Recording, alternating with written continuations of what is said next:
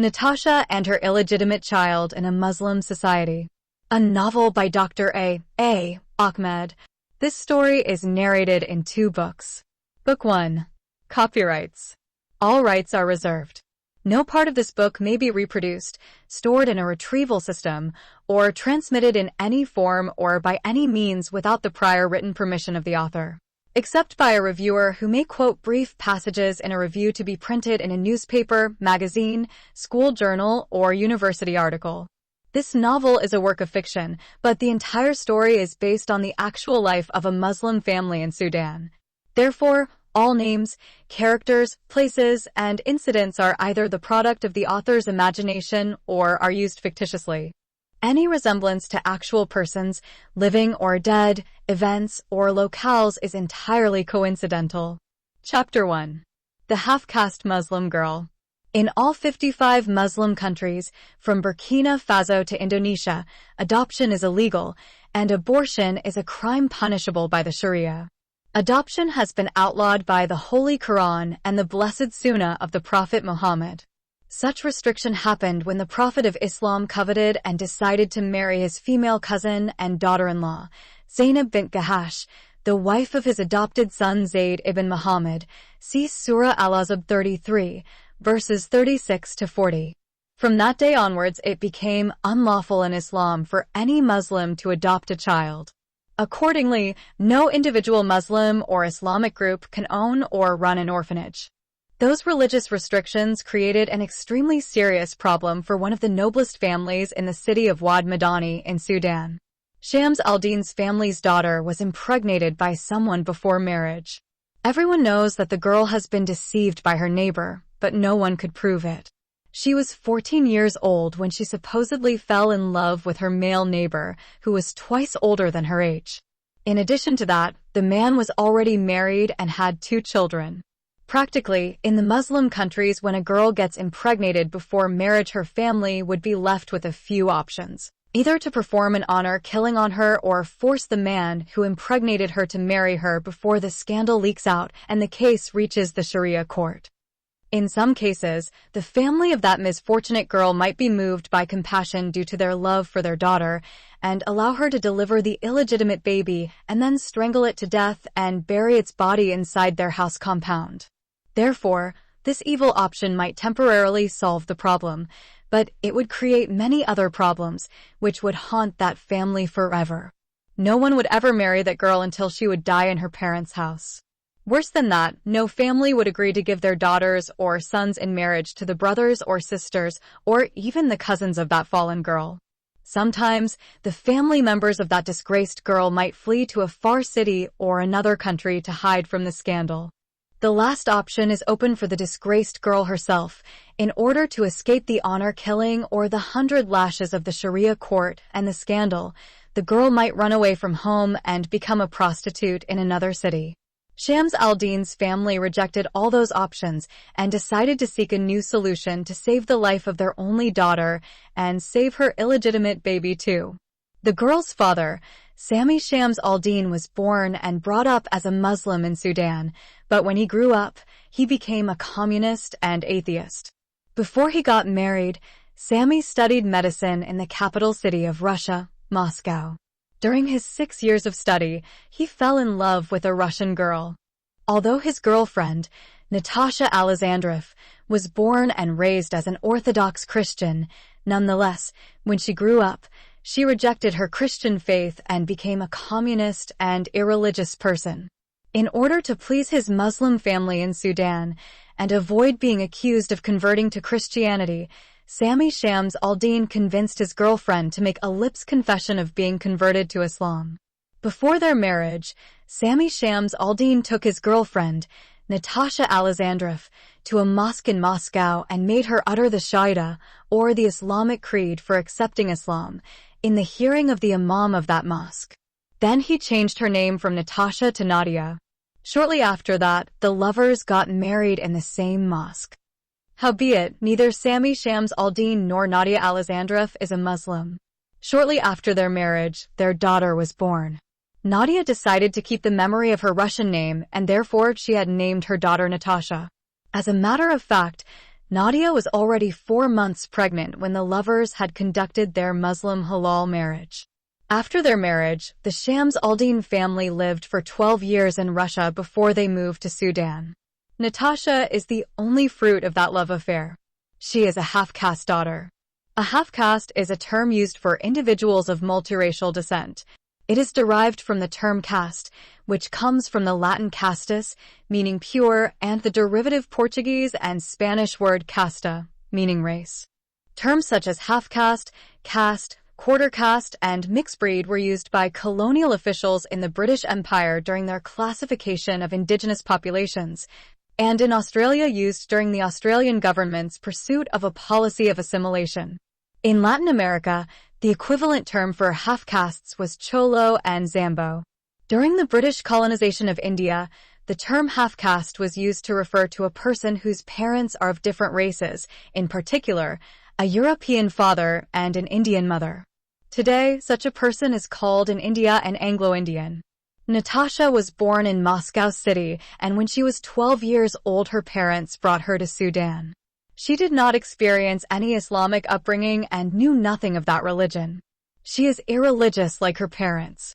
She is very much influenced by Western life in Russia. Even so, she is counted as a Muslim girl because her parents claim to be Muslim. When Shams al-Din's family moved to Sudan, Sammy's mother constantly nagged her son about having his daughter circumcised according to the Islamic custom. She always warned her son of the danger of having an uncircumcised daughter in a Muslim society. According to her, an uncircumcised female child would grow up into a wild girl that would be difficult to tame when she reached the age of puberty. Therefore, the mother believed that the uncircumcised girl would be a danger to her family and society, and she would fall into the sin of adultery and bring great disgrace to her father. She is like all Muslim women who believe circumcision can help the girl to control her sexual desire. Sammy's mother backed up her arguments by referring to the hadith of the Prophet Muhammad, which said, "Circumcision is a law for men and a preservation of honor for women," mentioned in Sunan Abu Dawud. Furthermore, the mother believed that those additional private parts of the girl's vagina, the labia majora, the labia minora, and the clitoris, which the midwife would excise during the female genital mutilation, besides being the source of great temptation, produce a repugnant odor that will kill the sexual desire of the husband during the sexual intercourse.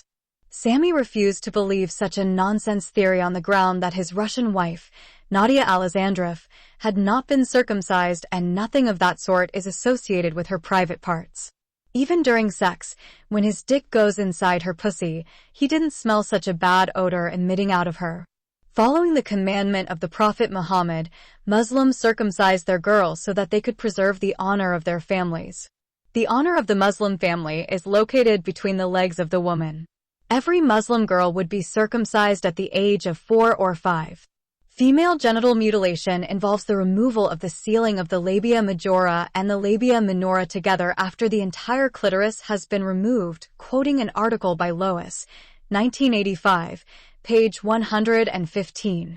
When the Muslim girl is subjected to the procedure of female genital mutilation, she would become abnormal. Her vagina would be so narrowed or so sealed that it would be reduced to a small hole that allows her only to urinate. The woman who performs the circumcision would use something little bigger than a needle and smaller than a straw to measure the hole that should be left open after the circumcision. That hole would be a little bigger than the eye of a needle. Therefore, when the girl reached the age of puberty, she would not be able to practice sex even if she wanted to do so. The circumcised girl would experience unbearable pain as if she is being raped, and that supposedly would prevent her from having sex before marriage. Accordingly, female genital mutilation or cutting is meant to control the sexuality of the Muslim woman and destroy her desire for the opposite sex. It is barbaric, painful, and harms the woman. Sammy Shams al-Din and Nadia Alexandrov stood firmly on their decision not to allow their daughter to be subjected to that barbaric practice. For 14 years, Shams al-Din's family could not get another child besides Natasha. Therefore, they loved their daughter so much and almost worshipped her. Accordingly, when Natasha was deceived and impregnated by her neighbor, her father decided neither to kill her nor to force their neighbor to marry her. Sammy Shams Aldine and Nadia Alexandrov decided to allow their daughter to deliver her baby and then find a place to keep it. Shortly before the due date for her delivery, the family somehow found out that there was an orphanage in the capital city of Sudan, which was owned and run by a Christian family. Then the husband and his wife took their daughter, traveled to Khartoum, and met with the owners of that orphanage. A Christian couple known as Wahid Morgus and Mary Morgus owns that place. Wahid and his wife Mary are childless, but in their orphanage, they have 12 illegitimate children. All 12 children are African Sudanese born out of the marriage wedlock to girls from Christian families. 9 of them were born to women originally from the south of Sudan and 3 from the Nuba Mountains. Natasha and her parents stayed with the Christian family until she delivered her baby. The orphanage has one ironclad rule: each child born there, or being brought over there, must be raised as a Christian. When the atheist father Sammy Shams Aldine and the irreligious mother Nadia Alexandrov heard that condition, they told the Morgus Christian family that they don't mind even if the child is raised as a Jew. Furthermore, they informed the orphanage that as soon as the baby was born, they would have nothing to do with him or her. They would neither give him their family name nor would they come to see it again. And that is the way Shams Aldine's family got rid of the illegitimate child and hid the scandal. Natasha Sammy Shams Aldine delivered a boy when she was 15 years old. His caretakers gave him the name Gurgis Gabriel and raised him up as a Christian. Chapter 2. Bringing up an illegitimate child in a Muslim country. Gurgis was born and brought up in that Christian orphanage in Khartoum city. When he grew up, he discovered that he was an illegitimate child. He came to know that the people who were taking care of him were not his real father and mother. He tried to find out who his real parents were, but the Morgus family explained to him that it was against the rules of the orphanage to keep records of the real mother and father of the child. The only information they were able to disclose to him was that he belonged to the tribe of Shurgia. That piece of information was based on a guess only. The people of that tribe in Sudan considered themselves to be pure Arabs and direct descendants of Al-Abbas, the uncle of the Prophet Muhammad, and that elevated them to the highest racial, religious, and social status in Sudan as if they are Brahmins in the Indian society. Gurgis Christian caretakers took him regularly to the church from childhood until he grew up. Although Gurgis grew up as a Christian, it has never been heard in Sudan that a Shaiji became a Christian. Consequently, he faced many problems in his life. Wherever he went, he was treated like a filthy, subhuman, and outcast boy. Many times, his classmates mistook him for an apostate from Islam and beat him up. Even the Muslim police, for the same reason, on many occasions caught him and tortured him. Whenever the Christians had their social gatherings or their annual book fair, Gurgis was arrested by the cops and accused of apostatizing from Islam. The cops would not release him until his Christian caretakers would come and rescue him. Whenever that happened, Gurgis had to be publicly disgraced when his caretakers tell the police that he was an illegitimate child who was born and brought up in their orphanage, and that his family abandoned him when he was a couple of days old. Among Christians, Gurgis Gabriel was treated with more contempt and looked down upon as if he was a parasite or a virus that infected the pure Coptic Sudanese Christian community. Sudanese Copts would neither marry from other Sudanese tribes nor give their Christian girls in marriage to those Muslim tribes. Even the southern Sudanese Christians would not be allowed to infiltrate that pure Coptic society. The Copts live in a closed community and consider themselves better than all other Sudanese. Wherefore, Gurgis felt he did not belong to either community. By birth, he is an Arab northern Sudanese, and he is originally from the most prestigious and purest Arabic tribe in Sudan. Notwithstanding, his family's rejection and his Christian upbringing deprived him of that high social status. He became like an untouchable boy and outcast in Hindu society.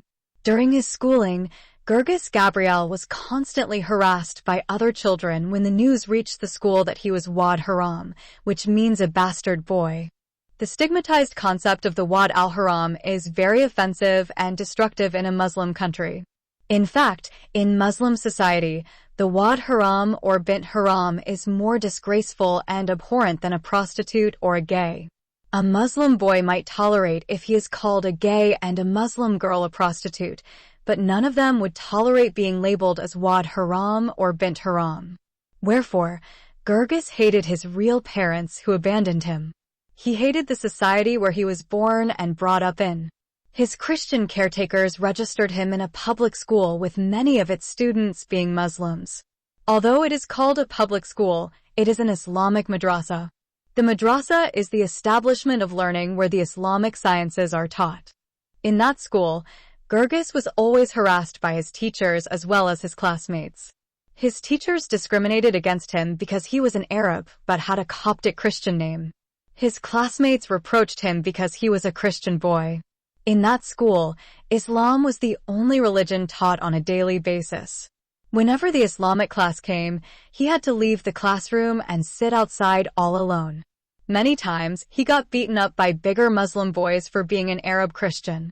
When his persecution reached beyond his ability to tolerate it, he refused to go to school. His caretakers understood his problem and transferred him to a private Christian school. In fact, his caretakers sent him to that Muslim public school because it is free of charge. The government of Sudan covers the expenses of all Muslim public schools. The students have to pay nothing to attend those government-supported public schools. Additionally, the Ministry of Education provides all the school's supplies including textbooks. On the contrary, Christian private schools charged a lot of fees and provide nothing to their students except the classes. The students have to pay high fees, provide all their school supplies, and buy their textbooks. When Gerges was ill-treated by his teachers and classmates in that Muslim public school, his caretakers transferred him to a private Christian school and agreed to cover all the costs. As a matter of fact, the orphanage had never sent a child to a private school except for Gerges. Sadly, Gerges was also ill-treated and discriminated against in that private Coptic Christian school because of his odd personality. Although he was badly treated in that private Christian school, Gerges managed to stay until he finished grade 12. The bitter experience of living in a racist and religious prejudiced society has created in the heart of this so-called bastard son so much anger towards the Sudanese people, Muslims as well as Christians. He hates Coptic Christians more than Sudanese Muslims. In fact, Muslims look down upon Christians and consider them dhimmis, and Christians hate Muslims for ill-treating them. In order to understand the dire social conditions that Gerges is living in, it would be important to mention the rules that govern the Christians who are living in a Muslim country. According to the Islamic Sharia, Christians living in Muslim countries are not allowed to build new churches, and if they have existing ones, they are not supposed to repair or renovate them. All the existing Christian churches in Muslim countries were built during the British and French colonization of the Middle East and North Africa. According to Islam, if a church was built after Muslim mujahideen invaded a country and occupied it, the Sharia required that that church be demolished and destroyed. This law was based on some of the Prophet Muhammad's hadiths, one of the last things that the Messenger of Allah, may Allah bless him and grant him peace, said, "May Allah curse the Jews and the Christians. They took the graves of their prophets as places of prostration. Two religions shall not coexist in the land of the Arabs," mentioned in Muwatta Malik. It has been narrated by Omar ibn al-Khattab that he heard the Messenger of Allah, may peace be upon him, say, "I will expel the Jews and Christians from the Arabian Peninsula and will not leave any but Muslims," mentioned in Sahih Muslim. This restriction was also supported by the second Caliph Umar ibn al-Khattab in his so-called Omarian Pact. The first article of that unfair pact stated that Christians shall not build, in their cities or in their neighborhood, new monasteries, churches, convents, or monk cells, nor shall they repair, by day or by night, such of them as fall in ruins. Tafsir Ibn Kathir to Surah Al-Tawbah 9, verse 29. Despite the efforts of the Prophet Muhammad and his caliphs to destroy Christianity, still, some remnant followers of Christ survived in the Muslim countries today. But they live under extremely discriminative and unjust social and religious rules. According to the British female historian Bat Year, Islam looks at a non-Muslim country and its inhabitants as the land of the non-believers, called the lands of war, Dar al-Harb, where infidels to be fought because they oppose the establishment of the Islamic Sharia laws in their lands. As enemies of Allah, they are accorded no rights. They, themselves, and their property become permissible for all Muslims to do whatever they like to do with them. They can be taken as slaves, kidnapped for ransom, robbed, raped, maimed, or killed with impunity. War is to be waged against them in order to Islamize their territory, which, according to the beliefs of Islam, must be conquered for Allah. If they resist, Islamic law provides for the deportation or massacre of the men and the enslavement of women and children. From the same female author, we find that Christians and Jews who are living in a Muslim country are subjected to some discriminative rules that are meant to dehumanize them. Christians living in Muslim countries were able to survive the discriminative and criminal rules that the Prophet Muhammad and his caliphs prescribed and practiced on them until the European colonizers occupied the Muslim world. For instance, when the British occupied Sudan, Christians were relieved from those discriminative rules and could build new churches and maintain them. They were able to have their own Christian schools and clubs. During the British time, most of the Sharia laws were suspended and secular laws were applied. Muslims and Christians were treated equally before the law in Sudan. When the British left Sudan in 1956, the leadership of the country once again fell in the hands of the Muslim Sudanese. Fortunately, the immediate successors of the British did not change those secular laws. Accordingly, Christians continued to be treated equally to Muslims before the law. The first Sudanese president to bring back the Sharia law was Jafar Muhammad al-Numeri in 1983. As soon as the Islamic laws were restored, Christians were removed from all the important positions such as judges, lawyers, bosses, and leaders. It became impossible for any Christian group to build a new church or school. They were also forbidden from repairing their existing churches. Many Christian schools were shut down. If a window is broken or a washroom tap is leaking in a Christian church, the Christians are not allowed to repair it unless they obtain official permission from the Ministry of Religious Affairs, and that may take months or never come. During that waiting period, the broken window and leaking tap have to remain unrepaired, whatever it may be the seriousness of the problems. Even if the church prayer sanctuary is overflooded and the Christians cannot use it, still they are not supposed to fix the problem until permission is given. In every Muslim country, Muslim men use the walls of the Christian church to urinate. They also name their dogs after the 12 disciples of Christ, such as Peter, James, Paul, and John. They do that because they want to hurt the religious sentiments of Christians and provoke them to anger.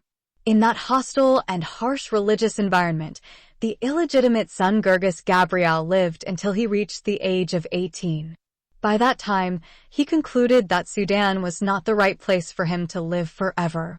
He needed to find a place where no one would treat him as an outcast or parasite, but as a human being with equal rights as other citizens of the country. He then was advised by his Christian caretakers to go to Egypt and apply for refugee status. They wrote a big letter in which they described in detail the harsh social conditions in which Gerges was born and brought up. They told him the United Nations Office for Refugees in Cairo might accept his application on a humanitarian basis.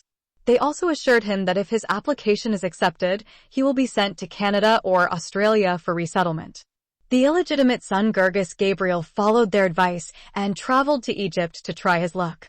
At any rate, before we follow this so-called unwanted bastard son to Egypt, we must go back in time to 18 years ago and find out what had happened to this so-called fallen girl Natasha Sami Shams al-Din. The half-caste girl is a half-Russian and half-Sudanese girl who gave birth to an illegitimate son, Gerges Gabriel. Alternatively, we should even go back to the time before she was impregnated without marriage by Gerges in her womb and find out how she got deceived in the name of love and how it all happened. Chapter 3. The Sex Predator and the Innocent Underage Girl. Yasser Saif al-Dawla is the neighbor who deceived the 14-year-old girl Natasha Shams al-Din and impregnated and illegally fathered her first baby boy Gerges Gabriel. 6 years before that tragic event happened, Yasser was compelled by his parents to marry his female cousin. It is a custom in Sudan that the boy must marry one of his female cousins before he can marry an outside girl who is not related to him. After that family obligation is fulfilled, then the boy is free to marry whoever likes to marry. Yasser was 18-year-old when he married his female cousin Vadria, who was 14-year-old on the day of her wedding. It was neither a love marriage nor a forced marriage. It is what the Indians call an arranged marriage. Therefore, he has never felt any emotional attachment toward his first wife, though the two have lived together for 6 years and have 2 children. Yasser's eyes are always after other girls in the neighborhood. He is a notorious womanizer who worships women more than he worships his God. His wife knows about it, but she could do nothing to stop her husband from sexually harassing other females. The womanizer would have married a second wife besides his first wife, but his financial condition wouldn't allow him to take care of 2 families. He has a small job and therefore his monthly income can hardly meet his family's needs. Badriya had never been to school, and as a pretty young girl, her husband would not allow her to work as a maidservant in a rich family's house. He knows all the Eritrean and Ethiopian maidservants who came to Sudan as refugees get sexually harassed and raped by their male employers and their adult sons. Besides that, it is a big shame in Sudan if the Arab man of Yasser's tribe allowed his wife to go to work. He and his wife are from the tribe of the Jalia, which is another high-status tribe in Sudan. It is also believed to be a pure Arab tribe. The sex predator Yasser has cast his eyes on a small, lovely girl who lives near his house. She is the daughter of his neighbors. Though she is a child of 14 still, she has a sexy body that kindled the fire of lust in the body of the notorious womanizer. Moreover, she has a unique beauty because her father is Sudanese and her mother is Russian. Therefore, the sex predator has decided to get her on his bed by hook or by crook. The girl is underage and Yasser is 24 when they met. He claimed he has fallen in love with her, and the small girl too felt she has fallen in love with her married neighbor. In front of his first wife, Yasser is having an open love affair with his underage girlfriend. Whenever Badriya protested, her husband threatened to divorce her and marry the lovely 14-year-old girl. Time and again, he reminded his first wife that as a man, Islam allows him to marry 4 wives at the same time. In order to protect her marriage and her 2 children, the first wife has tolerated the shameful love affair of her bad husband with the underage girl. Yasser knew that his girlfriend's parents would not agree for marrying their little daughter because he is a married man and has 2 children. In addition, according to their Western standards, their daughter is an underage girl of 14 years, and he is a 24-year-old man and hence is 10 years senior to her. Howbeit, the sex predator knows that in Islam the underage woman is allowed to get married even if she is a 9-year-old girl. Therefore, in a Muslim society like Sudan, the 14-year-old girl is at a ripe age, and hence she is a marriageable bride. This license is based on the marriage of the Prophet Muhammad and his underage child bride Aisha. The Prophet of Islam was over 50 years old, and Aisha was 6 when he married her, and she became 9 when he had sex with her. Moreover, the Quran allows Muslim men to marry underage girls who have not yet begun to menstruate or reach their puberty. See Surah Al-Talaq 65, verse 4.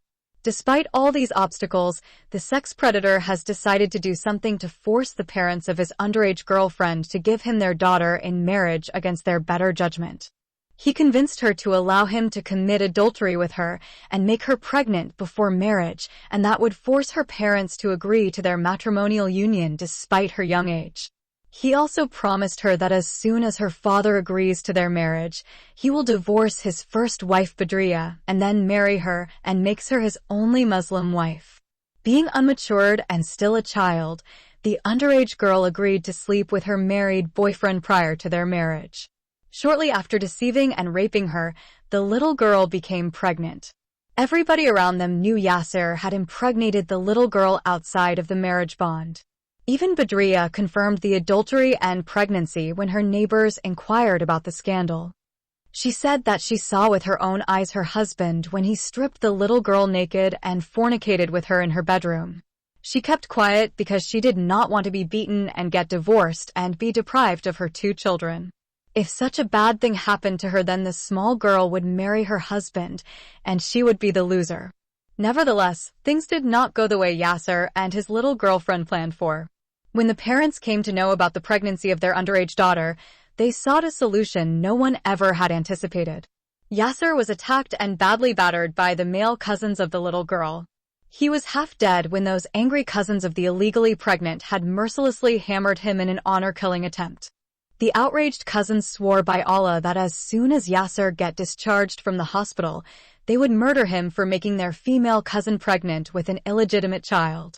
By doing such an abomination to their unmarried female relative, he brought disgrace to their families.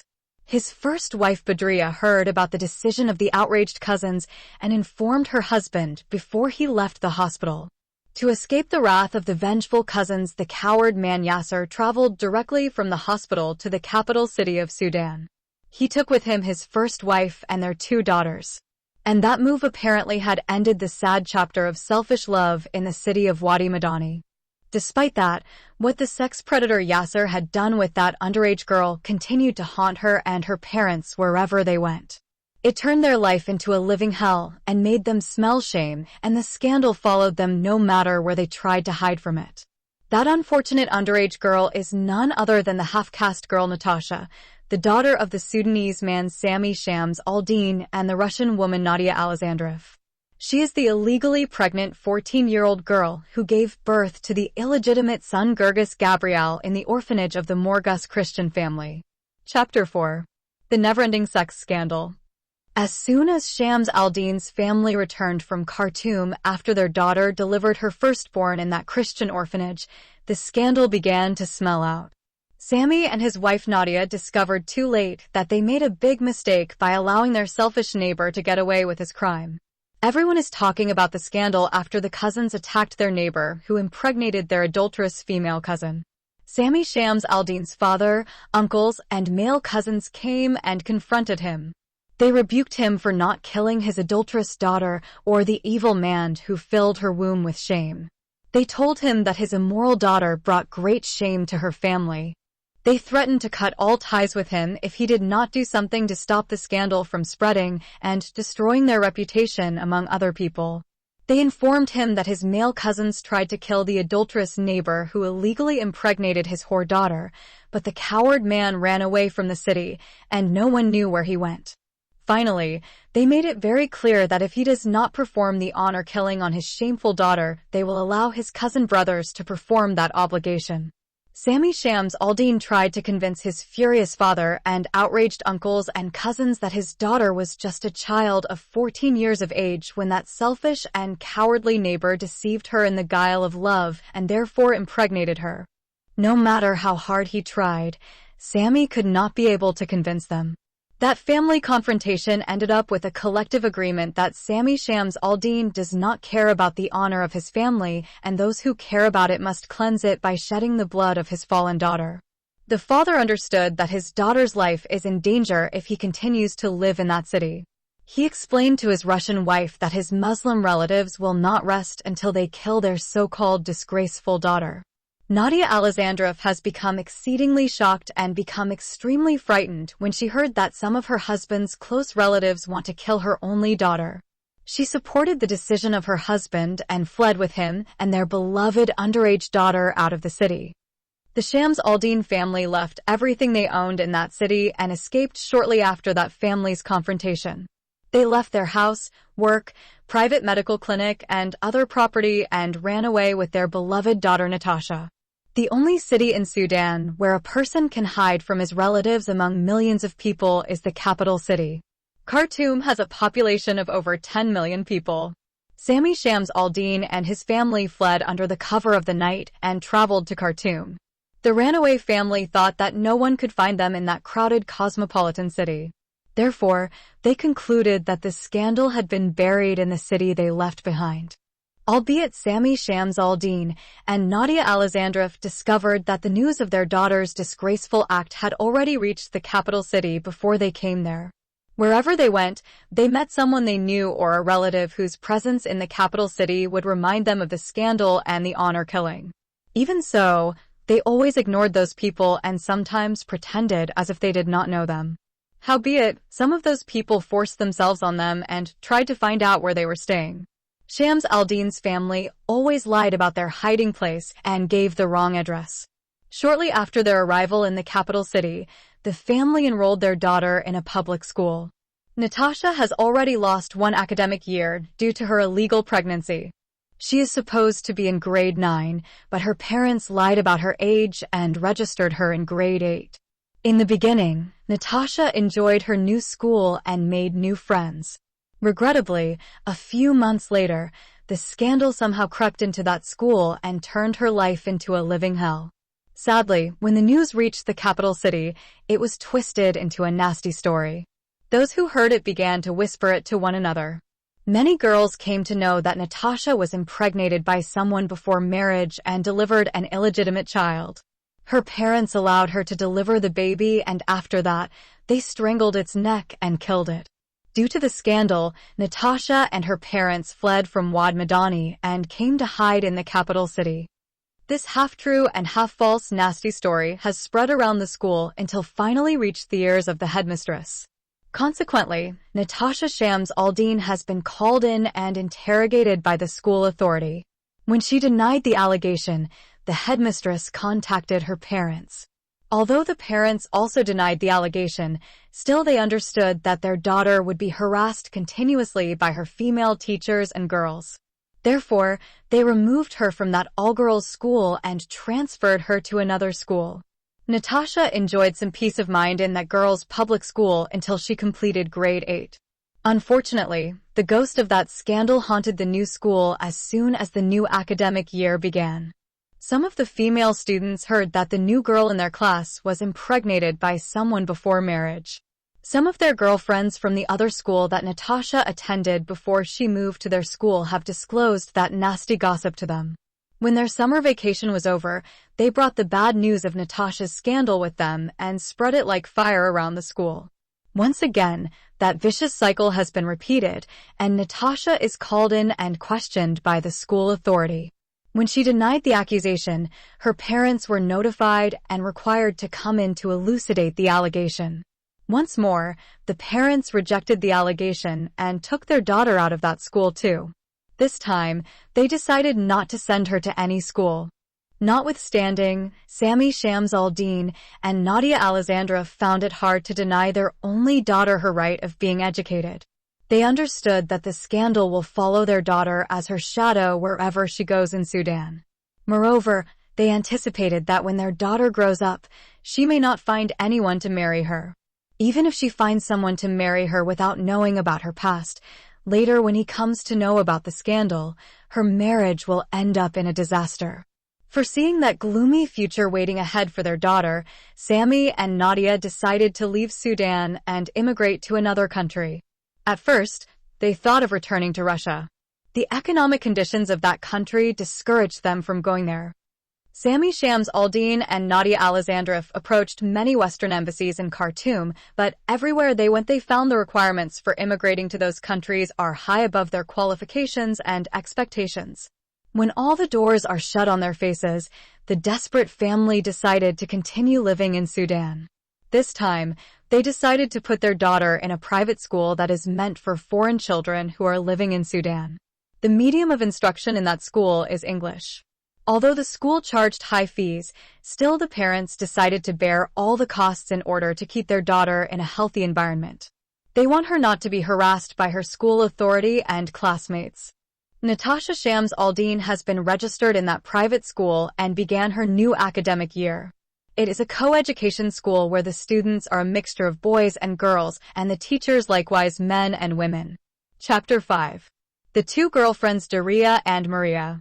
Although the private school where the half-caste girl Natasha is enrolled is charging so much money, still it has a good reputation for its distinction and high standard.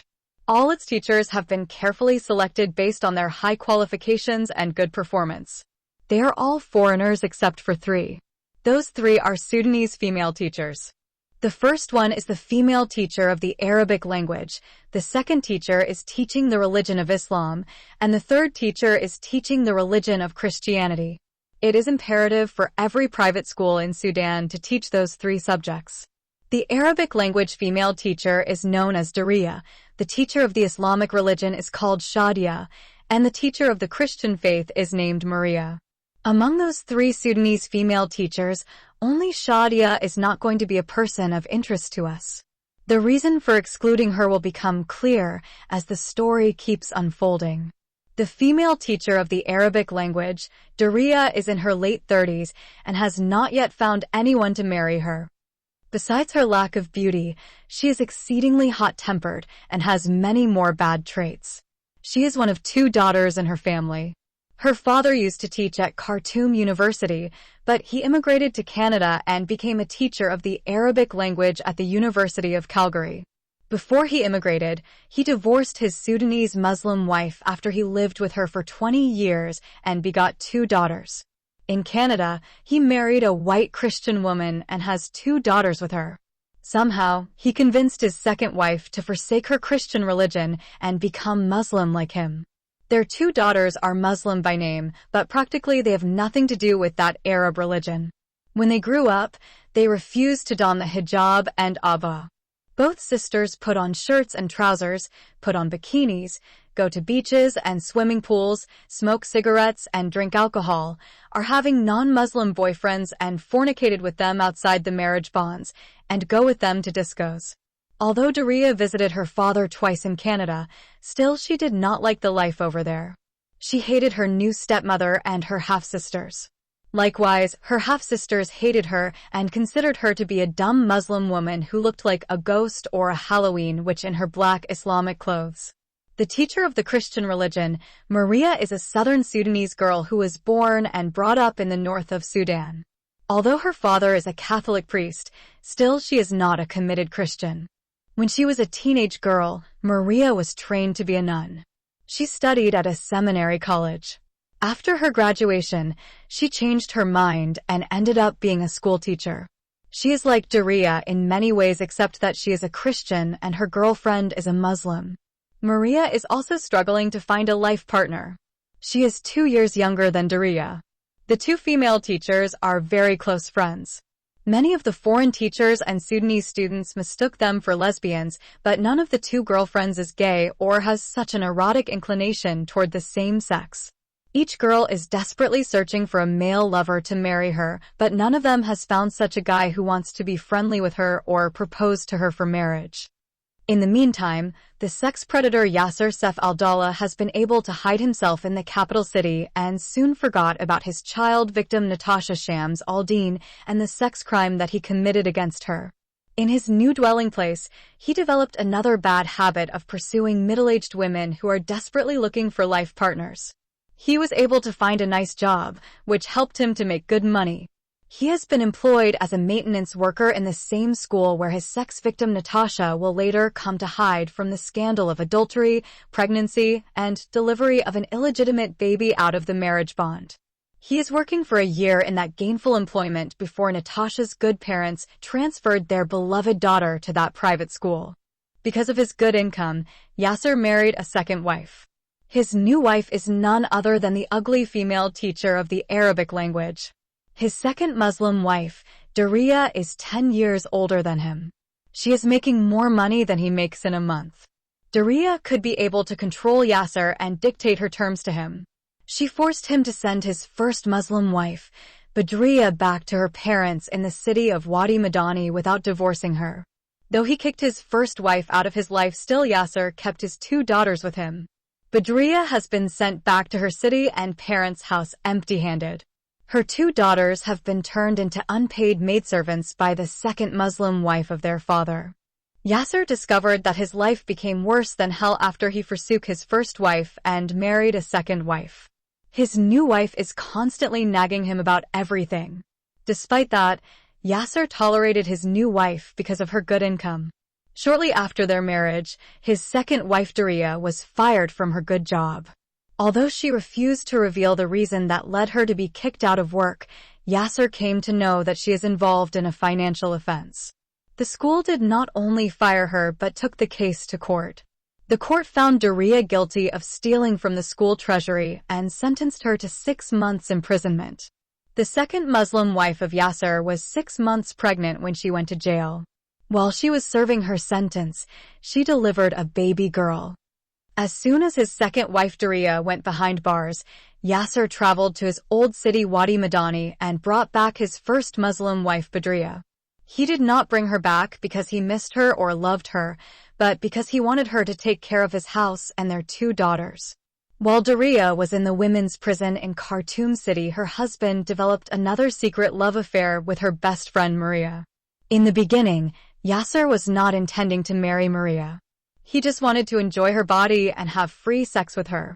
Maria is a smart woman and understood his evil intention. Therefore, she refused to allow him to touch her body unless he should first marry her. She claimed to be a committed Christian girl, and her religion doesn't permit her to sleep with a man prior to their marriage. Like her friend Daria, Maria is lacking in beauty and has a nasty character. Despite her unpleasant personality, the selfish sex predator agreed to marry her because of her nice teaching position and high monthly income. Yet another condition that Maria made to her lover before they got married is that she would not change her religion under any circumstances. Since Islam allows the Muslim man to marry a Christian woman, the notorious womanizer did not mind that condition, and hence he went ahead and married Maria as his wife number 3. Accordingly, Yasser Saif al-Dawla now has 3 wives at the same time: Badriya, Daria, and Maria. The Quran allows the Muslim man to have up to 4 wives at the same time. See Surah Al-Nisa 4, verse 3. His first Muslim wife Badriya gave birth to 2 daughters, and his second Muslim wife Daria delivered his 3rd daughter while she is still in jail. His 3 daughters are known as Shadia, Sasan, and Shalma. Yasser has a 4th child which he fathered outside of the marriage bond with his underage girlfriend Natasha. Howbeit, the sex predator has no knowledge of his Christian son Gergis Gabriel. Though Natasha knew about her firstborn, she flushed out of her life on the day she delivered him in that Christian orphanage, as if a young woman flushed her feces in a toilet. Neither she nor her parents ever returned again to see him or know which name he has been given by his Christian caretakers.